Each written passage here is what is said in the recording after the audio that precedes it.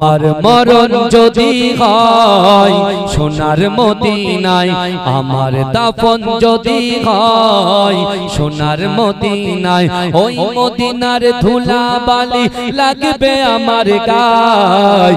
আমার মরণ যদি হয় সোনার মদিনায়।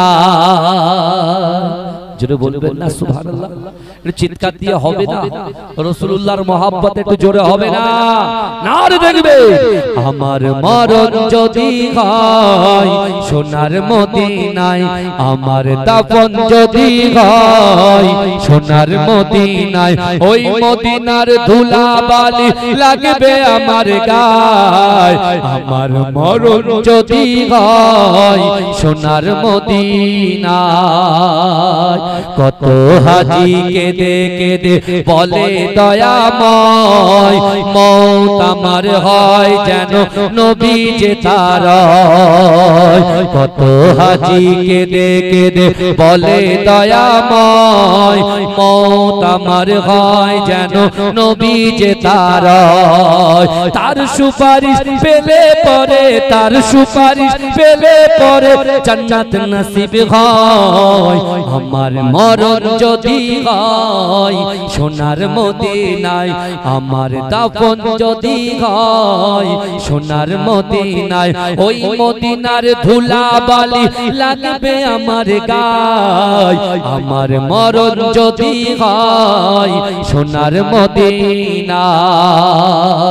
রওজা নবীর দেখলে পরে প্রাণটা ভরে যায়, নয়ন যুগল অশ্রুজরে পলক ভিজে যায়। রওজা নবীর দেখলে পরে প্রাণটা ভরে যায়, নয়ন যুগল অশ্রুজরে পলক ভিজে যায়। মনে আমার আশা জাগে, মনে আমার আশা জাগে, দিদার যেন হয়। আমার মরণ যদি হয় সোনার মদিনায়, আমার দাফন যদি হয় সোনার মদিনায়, ওই মদিনার ধুলা বালি লাগবে আমার গায়। আমার মরণ যদি হয় সোনার মদিনায়। সোনার মদিনায় গিয়ে চুম্ব নবীর পায়, সালাম আমি দেব গিয়ে নবীজির রওজায়। জোরে বলেন না সুবহানাল্লাহ? সোনার মদিনায় গিয়ে চুম্ব নবীর পায়, সালাম আমি দেব গিয়ে নবীজির রওজায়। নিরালায় কাঁদব ওই দিন, নিরালায় কাঁদব ওই দিন খোদার কাবায়। আমার মরণ যদি হয় সোনার মদিনায়, আমার দাফন যদি হয় সোনার মদিনায়, ওই মদিনার ধুলা বালি লাগবে আমার গায়। আমার মরণ যদি হয় সোনার মদিনায়। আল্লাহুম্মা জোরে জোরে জোরে জোরে।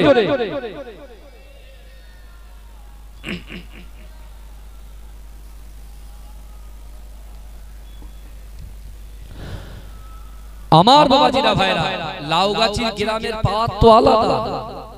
এদের গলার ভয়েস কমে যাচ্ছে কেন? কি হয়েছে? সমস্যা কি? হ্যাঁ, আরে আমি আপনি আমরা মনে কষ্ট নিয়ে অনেকে বলি আম্মুজি আব্বুজি এমন একটা ছেলেকে দিয়ে আমাকে বিবাহ দিয়েছে, সে তো টেরা, সে তো বেকা, সে তো কালো।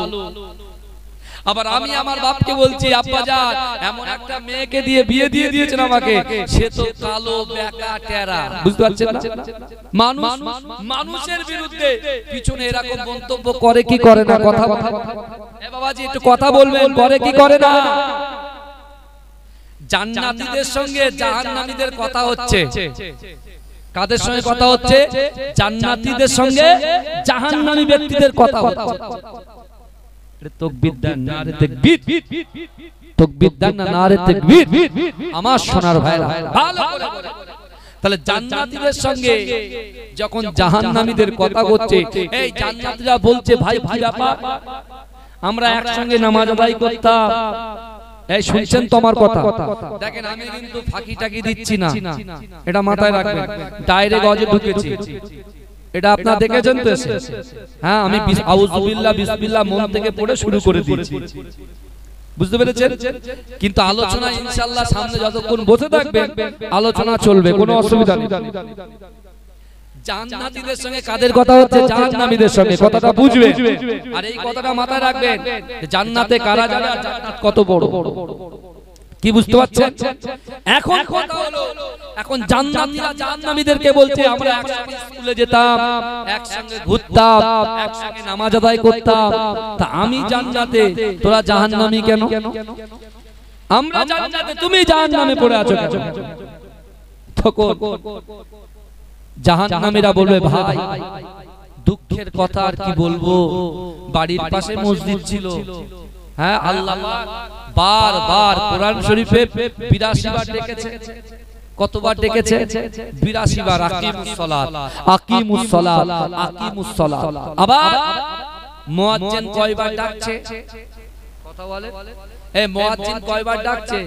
5 বার। 5 বার ডাকছে না, বুঝতে পেরেছে? আর মক্কা মদিনায় 6 বার ডাকে, তাহাজ্জুদেও ডাকে, বুঝতে পেরেছে? কিন্তু আমার বাবাজিরা এখন জাহান্নামীরা বহু আখ্যা করে ব্যাখ্যা দিতে গেলে অনেক বড় হয়ে যাবে, কিন্তু আমি একটা জায়গা আসতে চাইছি। রাসূলুল্লাহ যে বলছেন যে তোমাদের বাপ মা সন্তান সন্ততি আত্মীয় পরিজন পাড়াবাসী গ্রামবাসী ব্যবসা বাণিজ্য এমনকি তোমার জীবনের থেকে বেশি আমি রাসূলুল্লাহকে মহব্বত করতে হবে। জোরে বলে রাসূলকে মহব্বত করতে হবে, এটা এক জায়গায় রাখেন। আর জাহান্নামীরা বহু আখ্যাত করে বলছে ভাই তোমরা স্কুলে গিয়েছো, কলেজে গিয়েছো, ইউনিভার্সিটিতে গিয়েছো, পড়াশোনা করেছো, প্রাইভেটে পড়াশোনা করেছো, চাষবাস করেছো, মা বাপকে খিদমত করেছো, কিন্তু সঠিক টাইমে নামাজটা আদায় করেছো বলে তোমরা আজকে জান্নাতি, আর আমরা নামাজটাকে কাজা করেছি বলে, নামাজ পড়িনি বলে আজকে আমরা জাহান্নামী। এক নম্বর। দ্বিতীয় নম্বর বলছে ভাই আমরা জান্নাতে আমাদের সামনে কোনো মিসকিন আসলে আমরা হাতকে ফিরাতাম না, পকেটে যদি 10টা টাকা থাকতো অন্তত 1টা টাকা তাদের হাতে দিতাম। এতিম যারা ছিল তাদের মালগুলোকে সঠিকভাবে ফরায়েজ কোষে যার যেমন হক আছে সেই হকগুলো আমরা কি করতাম? ফুলফিল আপ করে দিতাম, তাদের হকগুলোকে দিয়ে দিয়েছিলাম। মিসকিনদেরকে কখনো বঞ্চিত করেনি, এতিমদেরকে কখনো আমরা বঞ্চিত করিনি বলেই আল্লাহ আমাদেরকে জান্নাত দিয়েছে, আর আমরা বঞ্চিত করেছি বলেই আল্লাহ আমাদেরকে জাহান্নামে দিয়েছেন। ভালো করে বুঝবেন। তাহলে 1 নম্বর নামাজ না পড়া জাহান্নামে যাওয়ার একটা কারণ। দ্বিতীয় নম্বর মিসকিন এতিমদের সঙ্গে দুর্ব্যবহার করা, তাদের হক আদায় না করাটা জাহান্নামে যাওয়ার একটা বলে কারণ। তৃতীয় নম্বর আমার মা বোনেরা আপনারা বসেছেন, কোরআন শরীফে এরকম কোন সূরা নেই যেটা পুরুষদের জন্য আল্লাহ পুরুষদের নামকরণে করেছেন। কোরআন শরীফের মধ্যে মহিলাদের জন্য আল্লাহ একটা সূরা দিয়েছেন, যে সূরাটার নাম হচ্ছে সূরা নিসা। জোরে বলুন সুবহানাল্লাহ। আমার মায়েদের ইজ্জত সম্মান, আমার বোনদের ইজ্জত সম্মানকে এত আলা করেছেন, বিশ্বাস করে দুনিয়ার জমিনে কোটি কোটি কোটি কোটি টাকা খরচা করে বিশ্বাস করেন দোয়া হয়তো আপনার কবুল না হতে পারে, কিন্তু মা মা মা মায়ের পাওয়ার, মায়ের ইজ্জত, মায়ের সম্মানকে আল্লাহ এত আলা করে দিয়েছে। মা যখন সন্তানের জন্য নামাজের মুসাল্লাই নয়, নামাজের মুসাল্লার বাইরে কোরআন তেলাওয়াত করতে করতে, রান্না করতে করতে, দুনিয়ার কাজকর্ম করতে করতে ওই সন্তানের জন্য যদি মা দোয়া চায়, বিশ্বাস করেন যেমন বেড সুইচ আছে, আপনার ঘরে লাইট আছে, বেড সুইচটা অন করলে যেমন লাইটটা দপ দপ করে জ্বলে যায়, মা যখন তার সন্তানদের জন্য দোয়া করে আল্লাহর দরবারে ওই দোয়াটা সাথে সাথে কবুল হয়ে যায়। এজন্য বলবেন না মায়েদের ইজ্জত সম্মান আল্লাহ অনেক আলা করেছে। আরো মহিলাদের ইজ্জত সম্মান বাড়িয়েছে কে? বিশ্ব নবী মুস্তাফা। জাহেলিয়াতের যুগে মক্কাতে মহিলাদেরকে জ্যান্ত কবর দেওয়া হতো। এ কথা ঠিক না ভুল? জ্যান্ত কবর দেওয়া হতো। আমি সেটাকে এসেছি 18 সালে গিয়ে, যেখানে মহিলাদের জ্যান্ত কবর দেওয়া হতো।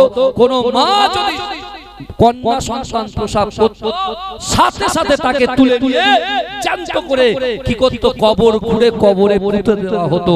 আমার দয়াল নবী মুস্তাফা হাবিবের নবীবে তাবিব জনাব মুহাম্মদ মুস্তাফা সাল্লাল্লাহু আলাইহি ওয়াসাল্লামকে আল্লাহ যখন 40 বছর বয়সে নবুয়ত দিলেন, আল্লাহ যখন আমার রাসূলুল্লাহর উপরে পবিত্র আল কোরআন নাযিল করলেন, ওই কোরআন দিয়ে মক্কার কাফেরদেরকে বুঝিয়েছেন, আর যারা কোরআনটাকে অ্যাকসেপ্ট করেছেন, আল্লাহর রাসূলের সওবতকে মেনে নিয়েছেন, হযরত আবু বকর সিদ্দিক রাদিয়াল্লাহু তাআলা আনহু, হযরত আলী রাদিয়াল্লাহু তাআলা আনহু, হযরত জায়েদ রাদিয়াল্লাহু তাআলা আনহু, নারীদের ভিতর থেকে আম্মা জান খাদিজাতুল কুবরা রাদিয়াল্লাহু তাআলা আনহা, এমন করে রাসূলুল্লাহ হারাম শরীফে ওই সকল সাহাবাদেরকে বুঝিয়ে তারা বলছে না, মহিলাদের কবর দেওয়া যাবে না, মহিলাদের ইজ্জত সম্মান আল্লাহ অনেক আলা করেছে। আমি রাসূলুল্লাহ আমার উপরে আল্লাহ কোরআন নাযিল করে দিয়ে, কোরআনে আয়াত নাযিল করে দিয়ে ওই সকল যুবকদেরকে স্পষ্ট করে দিয়েছেন, বিসমিল্লাহির রহমানির রহিম, ফালা তাকুল্লাহুমা উফি ওয়ালা তানহারহুমা ওয়া কুল্লাহুমা কাওলান কারীমা। আল্লাহ বলছে, ও আমার বান্দা বান্দীরা, তোমরা শুনে রাখো, তোমাদের আচার আচরণে, তোমাদের ব্যবহারে তোমাদের পিতা মাতা যেন উপ শব্দ না করে। জোরে বলুন। মক্কার জমিনে যারা এরকম মায়ের বাচ্চা, কন্যা বাচ্চা সন্তানগুলোকে যারা কতল করত, তাদের কর্ণগহরে যখন এই কথা গেছে, তারা আস্তে আস্তে কি করছেন, রাসূলুল্লাহ সোহবতে আসতে শুরু করে দিয়েছেন। জোরে বলবেন না? এটা জোরে হবে না ভাই? যাই, এতগুলো মানুষ বসে আছেন, বছরে একটা দিন বসবেন, এখন থেকে 365 দিন পরে আবার এই দিনটা আসবে।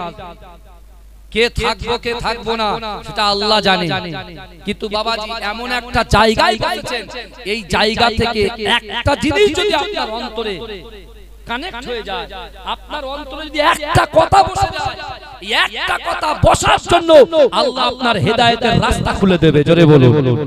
ওই জন্য বলছি, কৃপণতা নিয়ে এখানে বসবেন। আপনারা একদিন জলসা শুনেন, আর আমরা রেগুলার প্রত্যেকদিন জলসায় যাচ্ছি, কখনো 200-250 কিলোমিটার দূরে, কখনো 70 কিলোমিটার দূরে, কখনো নদী পার করে, বুঝতে পেরেছেন? প্রত্যেকদিন যাচ্ছি, আর এইভাবে কথা বলতে হয়। কিন্তু আপনারা যদি সামনে থেকে একটু উৎসাহ না দেন, তাহলে মনে মনে ভাববো আমার ভাইরা পুরো একদম মন মরা হয়ে বসে আছে। কারণ বৃষ্টি কেন হলো? বৃষ্টি হচ্ছে আল্লাহর রহমত। জোরে বলে, বৃষ্টি হলো রহমত। পানির অপর নাম জীবন। পানি ছাড়া মানুষ বাঁচতে পারে। আপনি বিরিয়ানি খেলেন, বার্গার খেলেন, চিকেন টিক্কা খেলেন, হ্যাঁ, চিকেন রেজালা খেলেন, বুঝতে পারছেন? বলো হুজুর নাম কম বলেন, জিভে পানি চলে আসছে। কিন্তু আমার ভাইরা, এসব গুলো, এই রুজিগুলো দেন কে বলেন তো? আমার আল্লাহ। আমার আল্লাহ দেয়। তাহলে ভালো করে বোঝেন, আমি যে কথার দিকে আসতে চলেছি, ভালো করে একটু বুঝে যাওয়ার চেষ্টা করবেন। এখন আল্লাহ পাক রব্বুল আলামিন, এই যারা মিনি মার্কেটে ঘুরছে, যারা বাড়িতে বসে আছে, আর আমরা যারা জান্নাতের বাগানে বসে আছি, আমার রাসূল সাল্লাল্লাহু আলাইহি ওয়াসাল্লাম ওই কাবা বাইতুল্লাহ শরীফে ওই সকল যুবকদেরকে বোঝাচ্ছেন যে না, নারীদেরকে ইজ্জত দিতে হবে, সম্মান দিতে হবে। নারীদের ইজ্জত সম্মান আল্লাহ দিয়েছেন, এই কথা বলে না? সন্তান সন্তানের উৎসকে পিতামাতা, আমাদের উৎসকে আমাদের পিতামাতা, কথা ঠিক না ভুল? তাহলে একটা জান্নাতি একটা জাহান্নামীর কথোপকথন শুনে আমি দুটো বলেছি। জাহান্নামের কারণ কোন কোন? দুটো হয়েছে। আর একটা আছে যেটা হলো বেফাস মন্তব্য করা। এই শুনছেন, আপনি নামাজও পড়ছেন, আপনি রোজাও করছেন, আপনি হুজুরের মুরিদ হয়েছেন, আপনি হুজুরের ব্যাগ ধরে বেড়াচ্ছেন, হে যুবকেরা বিশ্বাস করো, বড় বড় মুফতিদেরকে আপনি সাপোর্ট করছেন, সবকিছু করছেন, কিন্তু ভাইজান আপনার নামাজ, আপনার রোজা, আপনার যাকাত, আপনার হজ, আপনার কোরআন তেলাওয়াত, আপনার দান খায়রাত, এই যে বেফাস মন্তব্য আপনি করে দিচ্ছেন, আপনি বিশেষ করে হাঁড়ি মাছতে মাছতে পুকুরের পাড়ে, পুকুরের ঘাটে বসে এই যে বেফাস মন্তব্য, চায়ের দোকানে বেফাস মন্তব্য, ক্লাবে বেফাস মন্তব্য, মোড়ে মোড়ে বেফাস মন্তব্য, এই যুবকেরা বিশ্বাস করো, এই বেফাস মন্তব্য করার জন্য ওই জাহান্নামীরা আত্মনাদ করে জান্নাতি মানুষকে বলছে, ভাই আজ যদি দুনিয়ার জমিনে আবার ব্যাক করতাম, জিন্দেগি জীবনে কোনো মানুষের বিরুদ্ধে কথা বলতাম না, জিন্দেগি জীবনে কোনো মানুষের বিরুদ্ধে কথা বলতাম না। তাহলে একটা মানুষের কাছে একটা মানুষের সম্পর্কে যখন কোনো বক্তব্য দেবেন, যখন কোনো কথা বলবেন, যখন কোনো কমেন্ট করবেন, যখন কোনো লিখবেন, যখন কিছু বলবেন, খুব হিসাব করে বলতে হবে। কারণ আপনার বেফাস কথাবার্তায় আপনি নামাজও পড়লেন, কোরআন তেলাওয়াত করলেন, শুধু এই আমলটুকু না করার জন্য এটা আপনার জন্য জাহান্নামের কারণ হয়ে দাঁড়িয়ে গেল। বোঝা গেল কথা কি বলছি না? কথা বলে কিন্তু আমার ভাই জানেরা, হে নবী পাকের উম্মত উম্মতিরা, হে নবী দেওয়ানারা, আল্লাহর কোরআন বলছে বান্দা ওয়াসারিউ ইলা মাগফিরাতিম মির রাব্বিকুম ওয়া জান্নাতিন আরদুহাস সামাওয়াতু ওয়াল আরদ উইদ্দাত লিল মুত্তাকিন।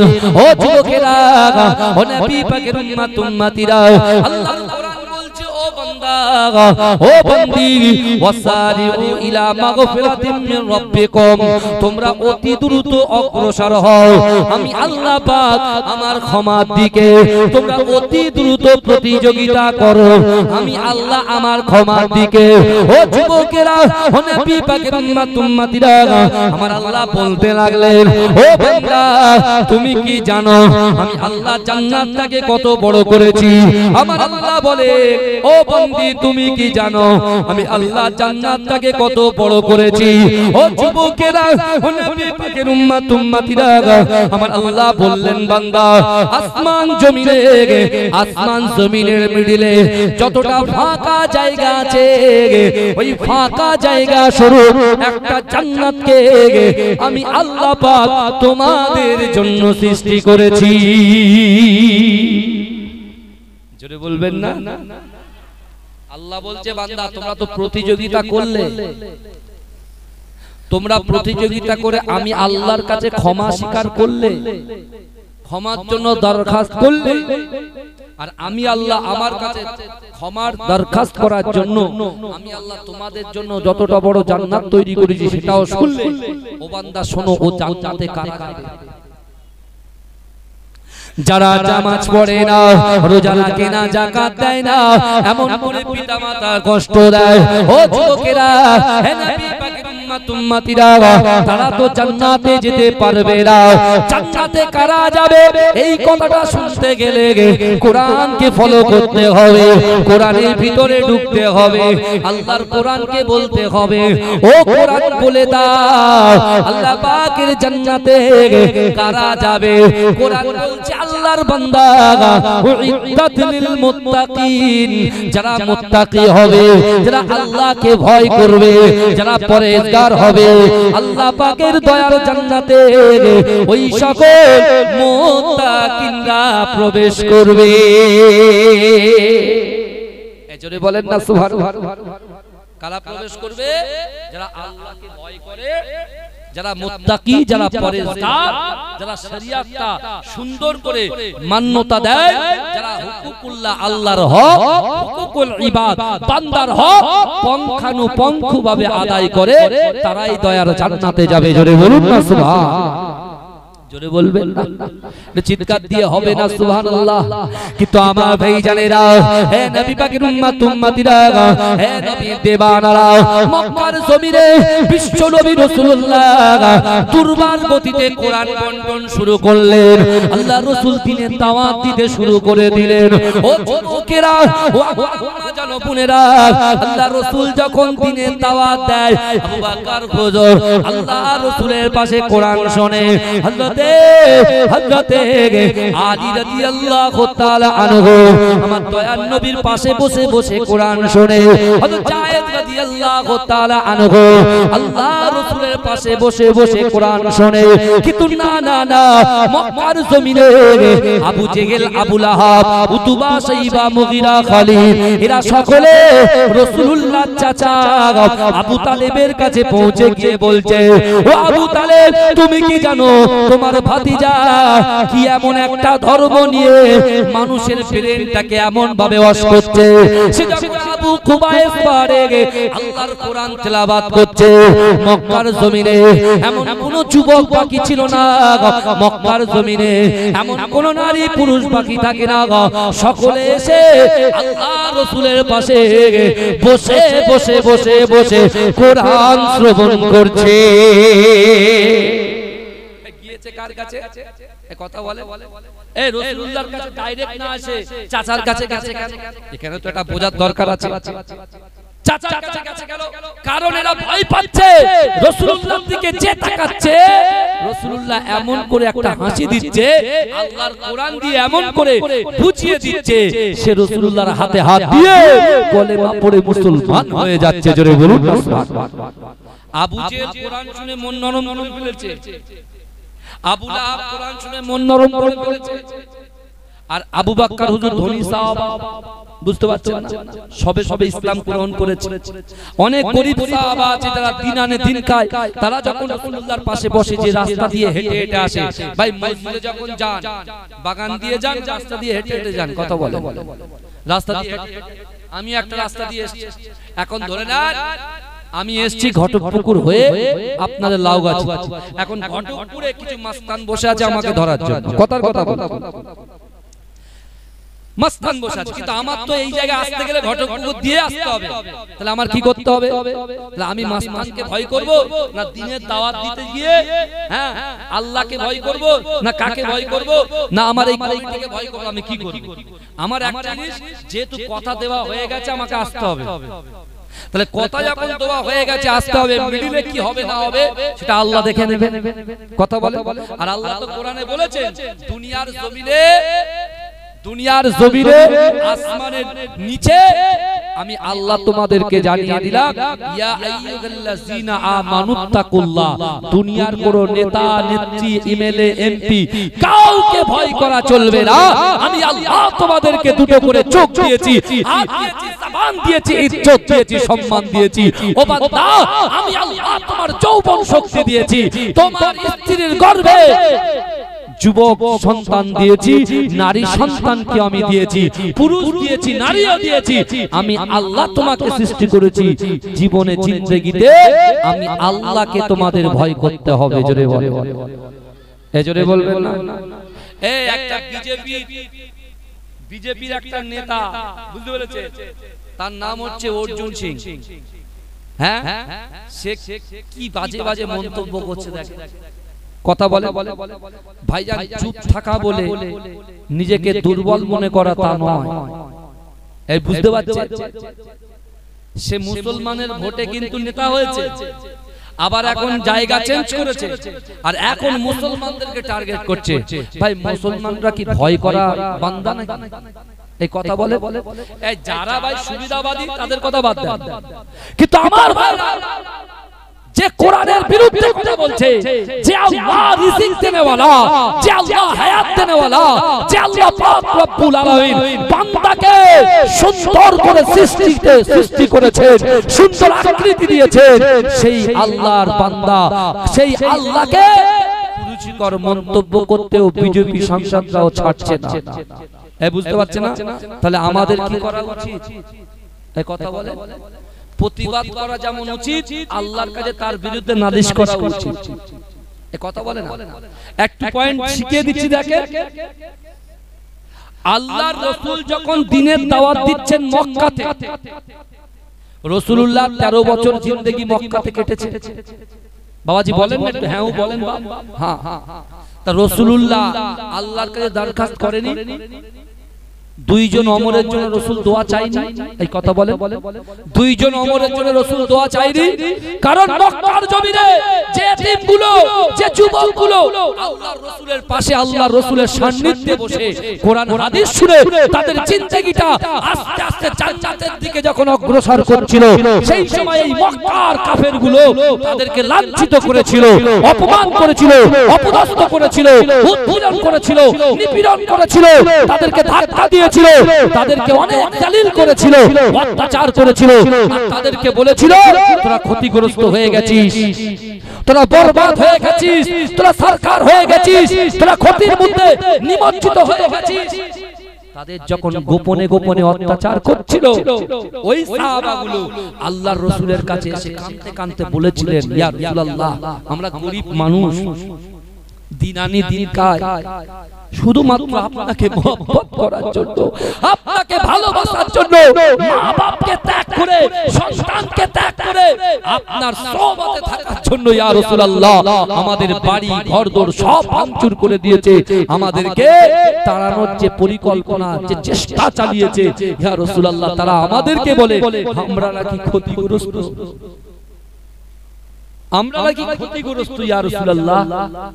আমার দয়ার নবী মুস্তাফা এই সাহাবাদের কথা শুনে রাসূল এত কান্না কাঁদলেন। একজন সাহাবা বলছে ইয়া রাসূলুল্লাহ আপনি কাঁদবেন না, আপনার কান্না আমরা সহ্য করতে পারি না। রাসূল বলছে যাও তোমরা মক্কা ছেড়ে দাও, মক্কা ছেড়ে দাও। আল্লাহর রাসূলের সাহাবারা বলছে ইয়া রাসূলুল্লাহ মক্কাতে আপনি একা থাকবেন, আমরা চলে যাব, হতে পারে না।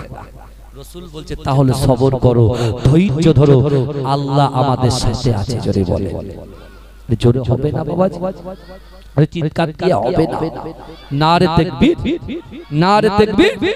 রাসূল বলছে ধৈর্য ধরো।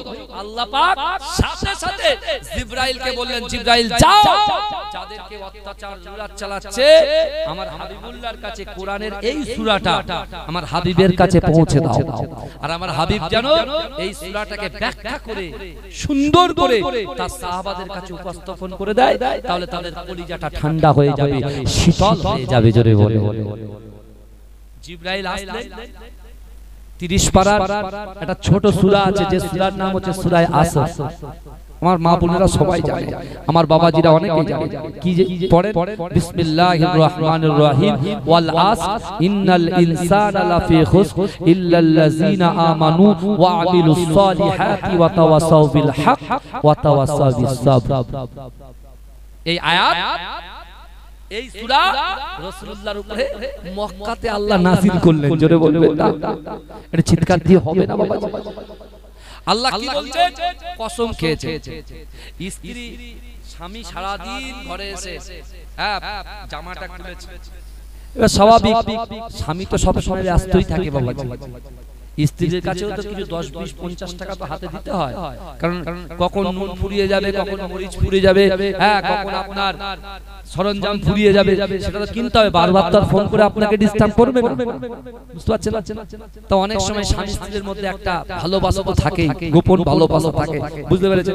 এখন হঠাৎ করে পয়সা স্বামী রাখতে গিয়ে পকেট থেকে বেরিয়ে গেছে, 10 টাকা পড়ে গেছে। উনি বাবু গুনে রেখেছে 100 টাকা, কিন্তু গুনে দেখছে 90 টাকা, কিন্তু 10 টাকা আছে কোথায় বলে? খাটের তলায়। এইবার স্ত্রীকে ডেকেছে, তুমি পয়সা নিয়েছো না বলে, আল্লাহর কিরে নিয়ে কসম খাচ্ছে, আল্লাহর কসম আমি নিই। ভাই শুনছেন? তার ধমক টমক দিয়ে বেরিয়ে গেলে স্ত্রী কি করে কাজ কি, স্বামী যখন বেরিয়ে যাবে ঘরটারগুলো পরিষ্কার করা, নিট এন্ড ক্লিন করা, পরিষ্কার করা। পরিষ্কার করতে করতে করতে করতে করতে করতে এই ঝাঁটা মেরেছে, দেখছে 10 টাকার নোট বেরিয়ে গেছে। বলি মা আমার স্বামী আমাকে বকে গেল, 10 টাকা পড়ে আছে। ফোন করেছে, হ্যালো তুমি আমার বিশ্বাস করলে না, হ্যাঁ 10 টাকা আমি নিয়ে নিলাম, খাটের নিচে পড়ে আছে। স্বামী বলছে ধর তুমি এখন বকা খেয়েছো, তাই পকেট থেকে আঁচল থেকে পয়সাটা বার করে তুমি এরকম কথা বলছো। তাহলে মানুষ কসম খায় কিসের জন্য? বিশ্বাসটাকে বাড়ানোর জন্য। কথা ঠিক না ভুল বাবাজি বলে? তা আল্লাহ পাক তার বান্দাকে লক্ষ্য করে বুঝিয়ে দিতে গিয়ে আল্লাহ কসম খেলেন, অল আস, আল্লাহ সময়ের শপথ খেলেন, ওয়াক্তের কসম খেলেন, আল্লাহ আসরের কসম খেলেন। কসম কে বলছেন? ইন্নাল ইনসানা লাফি খুসর, নিশ্চয় মানুষ ক্ষতিগ্রস্ত। নিশ্চয় নারী পুরুষ, শুধু তো কোরআন শুধু তো যুবক পুরুষদের জন্য নয়, কোরআন উভয়ের জন্য। যত ধর্ম আছে সকলের জন্য পবিত্র আল কোরআন। জোরে বলে, জোরে বলবে না? এটা দরুদ শরীফ পড়েন, আল্লাহুম্মা সাল্লি আলা